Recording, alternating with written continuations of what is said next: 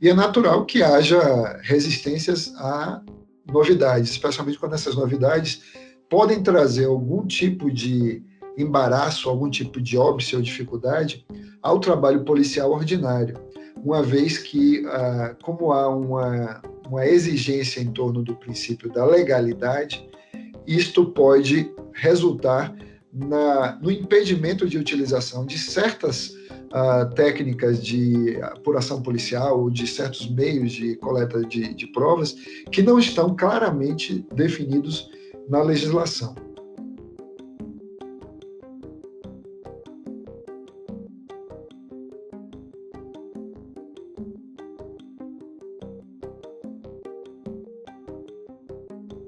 Veja só, é importante que a gente perceba que esse tema da criminalização ele deve ser visto com bastante cautela, né? Nós não podemos adotar uma postura que seja de expansão do direito penal a qualquer custo, mas existem situações nas quais a importância do bem jurídico a ser tutelado justifica a necessidade de uma criminalização ainda que suave, como essa que foi prevista no texto do anteprojeto, na medida em que algumas das condutas que estão dentro do bojo do tratamento de dados são potencialmente mais danosas aos interesses do titular dos dados, da pessoa titular dos dados, do que outras condutas. Então, houve uma seleção por esse critério e uma adoção também de um preceito incriminador com a pena leve, né? Não é algo que resultará em posição necessária de pena privativa de liberdade, mas é importante que nós tenhamos um equilíbrio entre o reconhecimento do direito e a proteção desse mesmo direito, que na eventualidade de mau uso dos dados ou equívoco no tratamento, do ponto de vista doloso, né, são condutas dolosas, haja a possibilidade de utilização parcimoniosa do direito penal.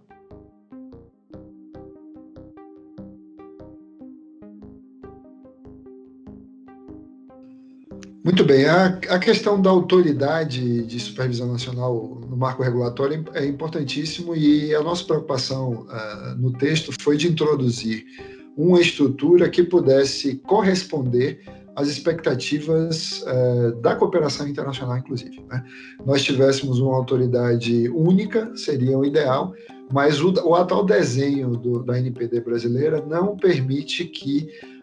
na nossa concepção e na minha concepção em particular, que o Brasil receba, por exemplo, uma decisão de proteção, de nível de proteção adequado, dado que esta autoridade central que nós temos por hora, na LGPD em vigor de 2018, é uma autoridade que está dentro da estrutura do Poder Executivo e não tem autonomia ainda necessária. Pode ser que tenha no futuro, pode ser que aquele programa normativo que está na LGPD, de que a NPD se transforme em algum momento no futuro em uma autarquia, isso venha acontecer, e isso acabe facilitando o adimplemento dessa condição, né, para que o Brasil apresente um cenário de nível de proteção adequado, que possa assim ser reconhecido pelos países da União Europeia. Um outro aspecto é um aspecto que diz respeito à autonomia do Judiciário e à autonomia do Ministério Público, né? O Ministério Público e o Judiciário, eles têm, por força da Constituição, um desenho próprio, e esse desenho próprio, sobretudo no que diz respeito à atividade de persecução criminal, por essas contingências da persecução criminal, ficaria mais bem atendido, de forma mais adequada, por uma autoridade que fosse da própria estrutura do Poder Judiciário, que já é talhada para o controle externo da atividade do Poder Judiciário, que é o CNJ. Num cenário ideal, nós só teríamos, repito, uma autoridade central, mas a proposta de uma autoridade de proteção de dados. Mas no cenário proposto, a ideia era que houvesse o CNJ para cuidar dos dados que estão sob controle do Poder Judiciário e uma outra para cuidar dos dados geridos, tratados pelo Ministério Público brasileiro. E essa autoridade deveria ser o Conselho Nacional do Ministério Público. No entanto, essa proposta de divisão, seria na verdade 3, né? A ANPD, o CNJ e o CNMP, essa proposta não foi vencedora na comissão e o texto final coloca apenas o CNJ. É importante lembrar que outras leis, como, por exemplo, a portuguesa, tem uma solução intermediária, que é uma solução de que autoridades do Poder Judiciário e do Ministério Público sejam incorporadas à estrutura da ANPD quando se trate de questões relacionadas a essas instituições, no cenário português, por exemplo. Então, como o desenho constitucional brasileiro é um pouco mais complexo nesse aspecto do que o desenho constitucional português sobre as atribuições do Poder Judiciário e do Ministério Público, acho que foi uma solução paliativa, uma solução que criativa também, não só paliativa, mas uma solução criativa para que nós tenhamos uma autoridade com independência sem haver questionamento sobre, eventualmente, a violação da independência do Poder Judiciário ou ferimento eventual à autonomia do Ministério Público. E aí a gente tem que pensar também no tópico do controle externo da atividade policial, né? Nesse contexto que ficaria a cargo do próprio Ministério Público ou, nesse cenário, no que diz respeito à gestão de dados, dentro do próprio CNJ.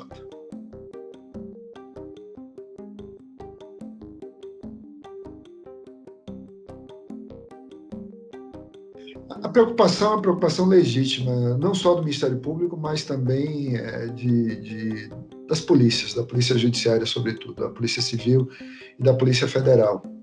Como se trata de um cenário de regulação novo, um cenário novo na perspectiva brasileira, claro, né? Porque o tema já está aí há pelo menos 50 anos, se a gente considerar a experiência alemã, né? Mas na lógica brasileira é um tema novo que vai se sedimentando aos poucos, se sedimenta com a evolução da interpretação constitucional, com o surgimento do Marco Civil da Internet e depois com a LGPD. E é natural que haja resistências a novidades, especialmente quando essas novidades podem trazer algum tipo de embaraço, algum tipo de óbice ou dificuldade ao trabalho policial ordinário, uma vez que, como há uma exigência em torno do princípio da legalidade, isto pode resultar no impedimento de utilização de certas técnicas de apuração policial ou de certos meios de coleta de provas que não estão claramente definidos na legislação. E um outro ponto, esse seria, me parece, o primeiro ponto de resistência que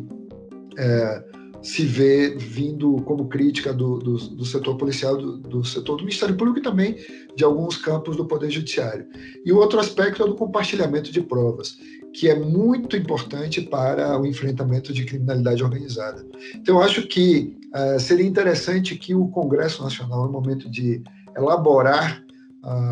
o projeto, né? Já existe um anteprojeto, mas não existe ainda um projeto de lei sobre a LGPD penal. Talvez fosse interessante procurar conciliar esses interesses, de modo a que pudesse haver, de fato, uma lei geral de proteção de dados que incidisse na segurança pública e na persecução criminal, mas que, por outro lado, já houvesse uma previsão, a leitura do cenário, das ferramentas investigativas de que a polícia necessita hoje e as ferramentas de apuração que o Ministério Público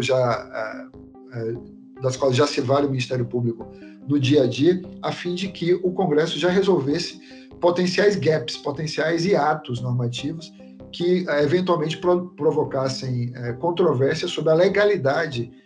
do uso de alguns desses equipamentos. Por exemplo, o uso de drones, para citar um exemplo e todo mundo entender, o uso de drones poderia ser impactado, para a investigação policial, né? Poderia ser impactado pela LGPD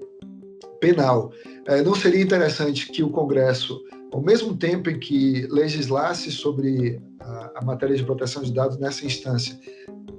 já realizasse ou já previsse um dispositivo, ou mais de um dispositivo, que facultasse, de acordo com as salvaguardas necessárias, a atividade policial para a utilização desse tipo de equipamento na vigilância urbana, ou o mesmo uso de câmera de vigilância em geral, não só em drones, mas depois a utilização disso como prova no processo penal, né? Para que não haja controvérsias quanto a este tópico de legalidade e, sobretudo, no que tange também a coleta de informações que são processadas pela polícia ou pelo serviço de inteligência e investigação do Ministério Público e que sirvam para o enfrentamento da delinquência organizada, do financiamento do terrorismo ou para desvendar crimes que são muito deletérios para a sociedade, como a corrupção em larga escala.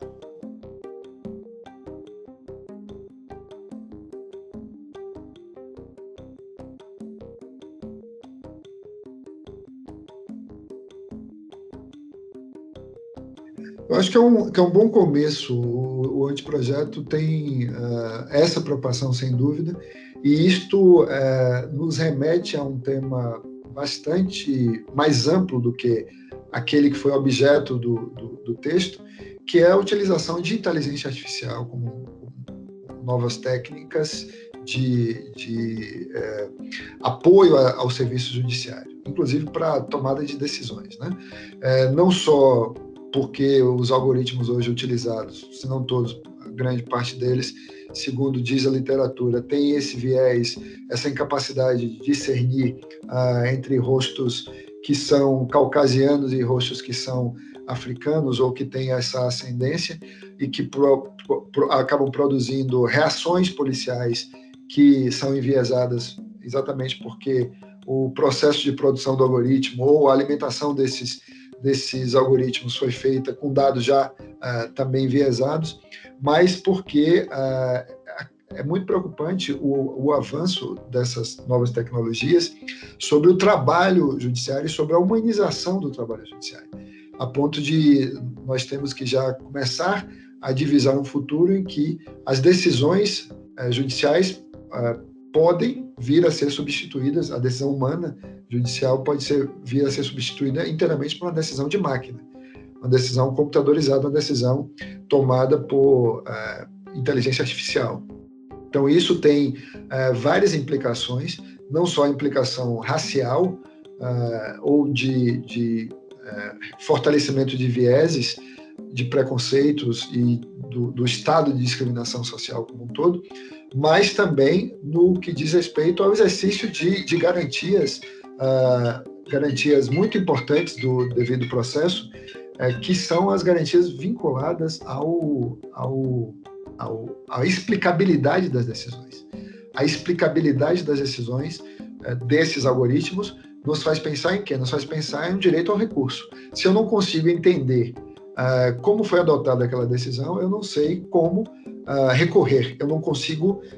atacar o raciocínio lógico, inclusive o raciocínio probatório, muitas vezes, que tenha sido adotado num certo contexto, a fim de que eu possa levar a uma instância superior o questionamento, seja de fato, seja de direito, sobre aquela posição adotada por um julgamento, qualquer que seja ele, pode ser esse julgamento apenas de detecção, de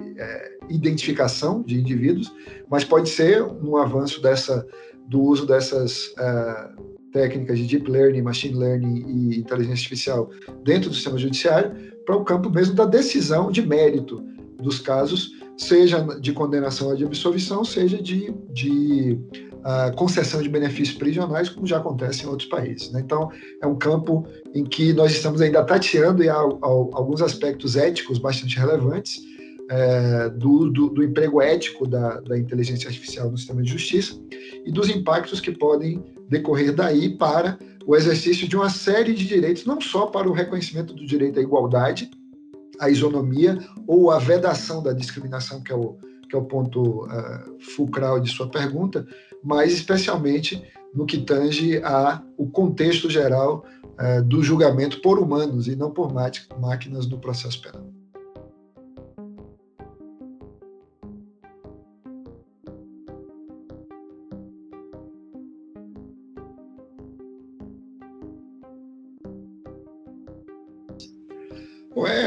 Um pouco voltando ao que eu disse antes, né? Nós precisamos ter um equilíbrio aí, esse equilíbrio deve ser buscado no debate legislativo. A Câmara dos Deputados e o Senado terão bastante tempo para discutir essas ideias, buscar experiência no direito comparado, ver como foram solucionados esses temas, especialmente na Europa. Eu acho que nós devemos continuar buscando a inspiração no modelo europeu, nos modelos europeus,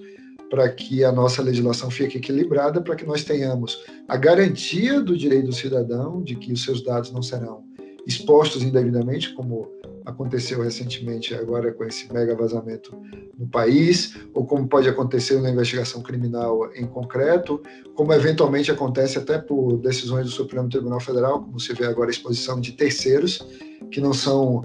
profissionais que atuavam no caso Lava Jato e cujas conversas foram liberadas, né, sem nenhuma cogitação pelo ministro Lewandowski, do Supremo Tribunal Federal. Então, são vários temas que precisam ser equilibrados. Esse direito à privacidade, esse direito à intimidade e, claro, do outro lado, a autodeterminação informacional, o direito os vários direitos que são inseridos no que nós chamamos de proteção de dados, mas, por outro lado, também a ideia de fluxo informacional que se dê nesses espaços protegidos, né, nesses níveis de proteção adequada dentro de um mesmo país ou na transferência internacional de dados de um país a outro, que são essenciais, né, para que haja um enfrentamento da criminalidade, todo tipo de criminalidade, né? Os crimes comuns praticados pela internet ou com o uso de meios digitais, ou os crimes da nova sociedade, os novos crimes da sociedade da informação, os crimes informáticos em sentido próprio, computer crimes ou crimes informáticos próprios, todo esse tipo de delinquência que aflige as sociedades, aflige os países e que merece um enfrentamento. E como nós estamos numa sociedade que um cenário em que não só empresas, como o Estado são grandes consumidores de dados, a própria atividade de persecução criminal também é muito dependente do acesso a dados. E entre esses dados estarão seguramente dados pessoais para identificação de autoria, né, que é o primeiro pressuposto de punir alguém por um crime que aconteceu e determinar a autoria. E para isso, evidentemente, não é possível pensar numa legislação que limite o trabalho investigativo do Ministério Público da Polícia de modo a que não seja possível mais fazê-lo de modo algum. Então, encontrar esse equilíbrio, né, nem lá, nem cá, esse equilíbrio adequado. E eu creio, voltando ao ponto inicial, que a inspiração dos modelos europeus, o modelo espanhol, o modelo alemão, português, buscando ali a proximidade que esses sistemas jurídicos já têm com a nossa realidade, também nossa tradição jurídica continental europeia, as soluções que já estão em mesa, e essas soluções muitas vezes passam simplesmente pelo princípio da legalidade, né? Por regular aquilo que deve ser feito, e basta que nós enxerguemos nesse contexto o que se faz, por exemplo, a interceptação telefônica, né? Porque a gente não tem uma mesa vazia em termos de proteção de dados para investigação criminal. A gente já tem alguns dispositivos em vigor que lidam com este aspecto dos direitos fundamentais e da atividade do Estado. E basta ver a Lei 92/96 de 1996, né? Uma lei já antiga, né? Assim, 1996, nesse tempo tecnológico é muito tempo já. É uma lei que tem a finalidade, busca viabilizar a atividade investigativa do Estado naqueles estritos limites constitucionais do artigo 5º da Constituição, estabelecendo critérios muito razoáveis para o acesso a informações da vida privada, das comunicações telefônicas ou comunicações telemáticas, adotando um critério de proporcionalidade, ou seja, só se pode interceptar comunicações telefônicas quando há um crime grave. Um crime grave no contexto da lei ali é um crime apenado com reclusão. Então não se pode fazer, em regra, interceptação telefônica para crimes apenados com detenção ou para contravenções, só para crimes punidos com reclusão. E os crimes punidos com reclusão são aqueles mais graves. Isso é um critério de proporcionalidade que é absolutamente compatível com a jurisprudência da Corte Europeia de Direitos Humanos, por exemplo, no que diz respeito à ingerência na vida privada. Um outro aspecto é a limitação temporal.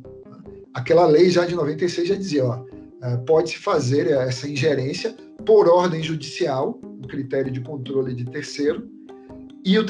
o elemento temporal aparece por 15 dias, prorrogáveis por mais 15 dias, desde que haja necessidade no contexto da mesma investigação. Então, é pensar em soluções desse tipo, que equalizem, né? De fato, a equalização entre graves e agudos, equalizem os interesses do cidadão, que não quer ver a sua vida devassada, nem seus dados daqui para ali, de qualquer jeito, Deus sabe como, seja por decisão do Poder Executivo, polícia, ou do Ministério Público, ou mesmo do Poder Judiciário, mau uso dos dados, ou tratamento inadequado dos dados, e também não quer, uma vez sendo vítima de um crime, ou estando numa sociedade em que há crimes graves, não quer ver esses indivíduos, que são os autores dos crimes, impunes, porque a polícia nada pôde fazer, ou o Ministério Público estava de mãos atadas, algemados, por uma legislação que estabelece a proteção, mas não prevê salvaguardas, né? Todo esse debate aqui gira em torno de equilíbrio, e um equilíbrio que se busca numa linha reconhecida, inclusive, pelas Cortes de Direitos Humanos, que asseguram os direitos, mas estabelecem os deveres estatais de investigar, processar e punir, sempre quando haja uma violação grave a esses mesmos direitos reconhecidos internacionalmente.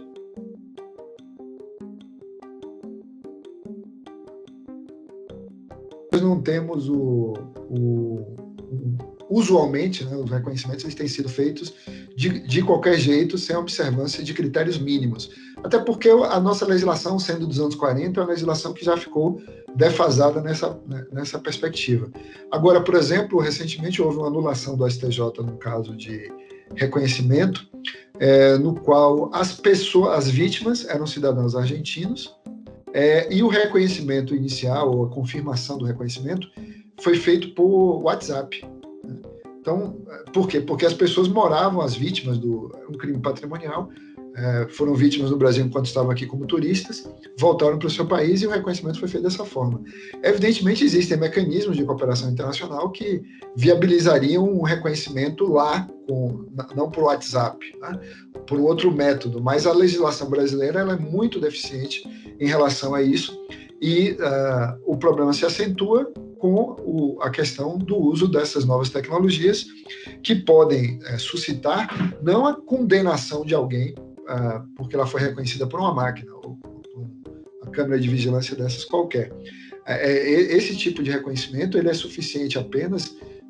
na minha perspectiva, para que a pessoa seja apontada como suspeita, pode ser aquele indivíduo.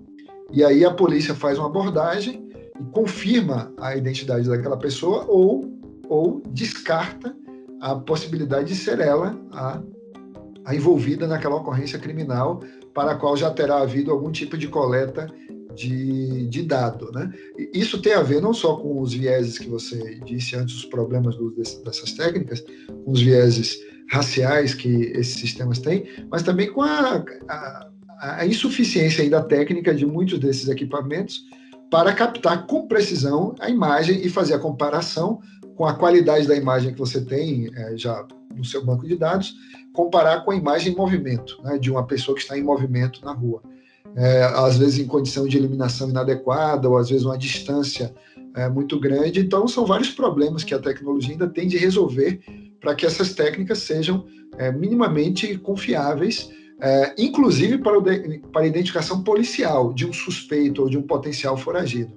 Para que isso seja convertido depois em prova, é muito mais complexo, né? Porque, evidentemente, o reconhecimento terá que ser feito na forma prevista, minimamente prevista pelo CPP, e já melhor detalhada pelo STJ, nos casos que têm sido julgados nos últimos anos. Já houve uns 2 ou 3 aí no ano passado, em que isso ficou bem claro, que é preciso observar o mínimo de requisitos para que haja um line-up, né? Aquela formação clássica de pessoas alinhadas com características mais ou menos parecidas, a fim de que, sem nenhum tipo de indução, a vítima ou uma testemunha possa fazer o reconhecimento. Esse reconhecimento será humano e não por máquina, embora possa, lá no início, aquele indivíduo ter sido, de algum modo, apontado como suspeito a partir de uma análise feita por algoritmo de identificação facial.